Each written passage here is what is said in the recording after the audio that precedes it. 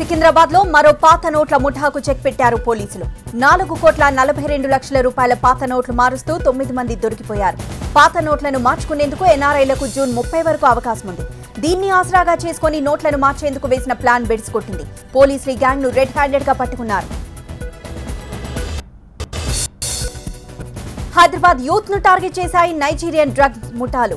ఢిల్లీ నుంచి బెంగళూరుకు కోకైన్ ను సరఫరా చేస్తున్న ఓ వ్యక్తిని నార్కోటిక్స్ కంట్రోల్ బ్యూరో అధికారులు సికింద్రాబాద్ లో పట్టుకున్నారు. ₹1 కోటి విలువ చేసే డ్రగ్స్ సీజ్ చేశారు. ఒరిస్సా నుంచి హైదరాబాద్ కి డ్రగ్స్ సరఫరా అవుతున్నట్లు గుర్తించారు పోలీసులు.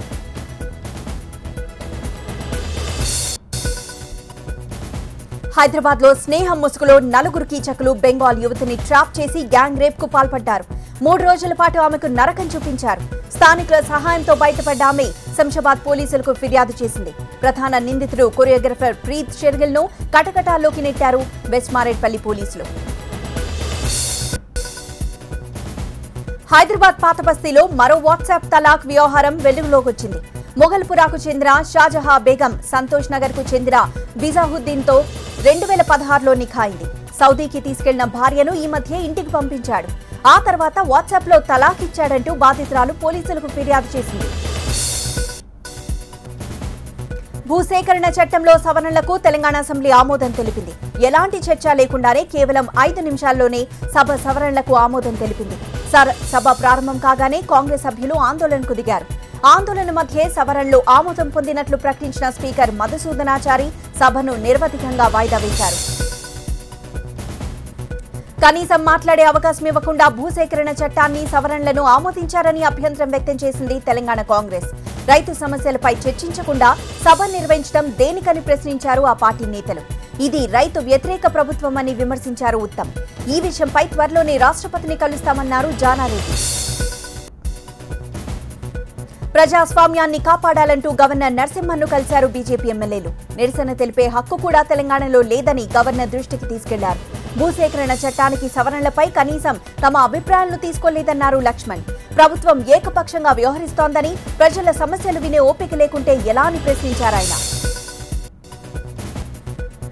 కాంగ్రెస్ నేతలు కేవలం భూసేకరణ బిల్లును అడ్డుకునేందుకే సభకొచ్చారని విమర్శించారు మంత్రి హరీష్ రావు. సభలో వ్యవహారాలపై బీఏసీలో ముందే చర్చించామని, అక్కడ అంగీకరించి సభలో ఎందుకు ఆందోళన చేశారని ప్రశ్నించారు. రైతులపై కాల్పులు జరిపించిన కాంగ్రెస్, టీడీపీలు ఇప్పుడు మొసలి కన్నీరు కారుస్తున్నాయని మండిపడ్డారు. అసెంబ్లీలో భూసేకరణ సవరణ బిల్లుపై ప్రతిపక్షాలు చర్చకు సహకరించలేదని మండిపడ్డారు మంత్రులు కడియం శ్రీహరి, తుమ్మల నాగేశ్వరరావు. రైతులపై నిజమైన ప్రేమ ఉంటే సభలో చర్చించేవారన్నారు. రాజకీయ ఉనికి కోల్పోతున్నామనే భయంతోనే ప్రభుత్వాన్ని విమర్శిస్తున్నారని అన్నారు. అభివృద్ధిని అడ్డుకునేందుకు ప్రయత్నించడం సరికాదన్నారు హరీష్ రావు. తెలంగాణ ప్రభుత్వం త్వరలో మా భూమి మా పంట పేరుతో సమగ్ర సర్వే చేస్తుందన్నారు మంత్రి పోచారం. రైతుల కోసం వినూత్న పథకాలను తీసుకొస్తున్నామన్నారు. వలస వెళ్లిన రైతులు తిరిగొచ్చేలా ప్రణాళికలు రూపొందిస్తామన్నారాయన. ప్రతిపక్షాలు వాస్తవాలు వదిలిపెట్టి రాజకీయ ప్రయోజనాలకై పాకులాడుతున్నాయని విమర్శించారు పోచారం. టీడీపీలో నంద్యాల అసెంబ్లీ సీటు వ్యవహారం కొలికి రాలేదు. చంద్రబాబు అమెరికా పర్యటన తర్వాత నంద్యాల ఉప ఎన్నిక అభ్యర్థిని ప్రకటించనున్నారు. దీంతో ఈ వ్యవహారం మరికొన్ని రోజులు సాగేలా కనిపిస్తోంది. టీడీపీ అధినేత చంద్రబాబుతో భేటీ అయిన శిల్పామోహన్ రెడ్డి 2014 ఎన్నికల్లో తానే పోటీ చేశానని, ఈసారి కూడా తనకే టికెట్ ఇవ్వాలని కోరారన్నారు. రియల్ ఎస్టేట్ చట్టంతో వినియోగదారుల కష్టాలు తీరిపోతాయన్నారు కేంద్ర మంత్రి వెంకయ్యనాయుడు. సోమవారం నుంచి కొత్త భవన నిర్మాణ చట్టం అమల్లోకి వస్తుందన్నారు. నియమ నిబంధనలు రూపొందించేందుకు అధికారం రాష్ట్రాలకే ఉంటుందన్నారు ఆయన. నిబంధనలు పాటించే రియల్ ఎస్టేట్ సంస్థలకు ఈ చట్టంతో ఇబ్బందులుండవన్నారు.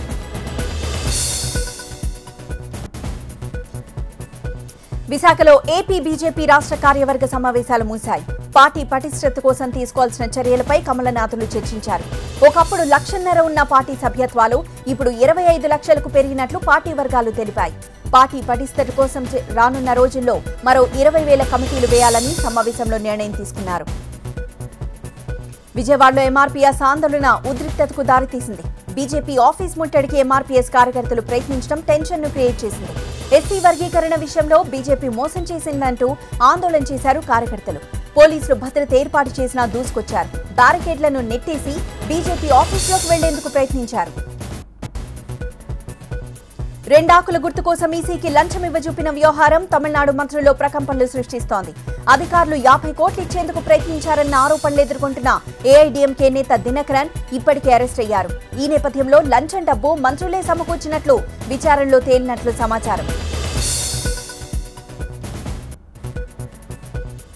వీఐపీ కల్చర్ ను అంతం చేయడానికి తమ ప్రభుత్వం చిత్తశుద్ధితో కృషి చేస్తోందన్నారు ప్రధాని మోదీ. మన్ కీ బాత్ కార్యక్రమంలో ప్రసంగించిన ప్రధాని వేసవి సెలవులను పిల్లలు చక్కగా వినియోగించుకోవాలన్నారు. దేశంలోని 121 కోట్ల ప్రజలంతా వీఐపీలేనన్నారు మోదీ. నేతలు తాము వీఐపీలన్న విషయాన్ని మర్చిపోతే మంచిదని సలహా ఇచ్చారు. బీజేపీ బలహీనంగా ఉన్న రాష్ట్రాలపై దృష్టి పెట్టారు ఆ పార్టీ అధ్యక్షుడు అమిత్ షా. గత పార్లమెంట్ ఎన్నికల్లో పార్టీ ఓడిన 120 సీట్లపై ఫోకస్ చేశారు ఆయన. విస్తార్ యాత్ర పేరుతో 5 రాష్ట్రాల్లో అమిత్ షా పర్యటిస్తున్నారు. పశ్చిమ బెంగాల్, ఒడిషా, తెలంగాణ, లక్షద్వీప్లతో పాటు తాము అధికారంలో ఉన్న గుజరాత్లో కూడా ఈ పర్యటన కొనసాగిస్తున్నారు. అమెరికా అధ్యక్షుడిగా ఎన్నికై 100 రోజులైన సందర్భంగా ట్రంప్ సంబరాలు చేసుకున్నాడు. తనకు వ్యతిరేకంగా గళం విప్పిన వారిపైనే కాకుండా మీడియాపై కూడా నిప్పులు చెరిగాడు. పాలనకు వ్యతిరేకంగా రోడ్డెక్కిన వారిని ఈడ్చిపారేయాలని పోలీసులకు ఆదేశాలిచ్చాడు. అమెరికా చరిత్రలో విజయవంతమైన పాలన అందించినట్లు డబ్బా కొట్టుకున్నాడు ట్రంప్. రానున్న 24 గంటల్లో ఏపీ, తెలంగాణ రాష్ట్రాల్లో అక్కడక్కడ ఉరుములు, ఈదురుగాలులతో కూడిన వర్షాలు పడతాయని తెలిపింది వాతావరణ శాఖ. అటు ఎండ తీవ్రతకు వాతావరణంలో అనిశ్చితి నెలకొని సముద్రం మీదుగా భూ ఉపరితలంపైకి తేమగాలులు వీస్తున్నట్లు పేర్కొంది. మరోవైపు ఎండల తీవ్రత కూడా ఉంటుందని హెచ్చరించింది.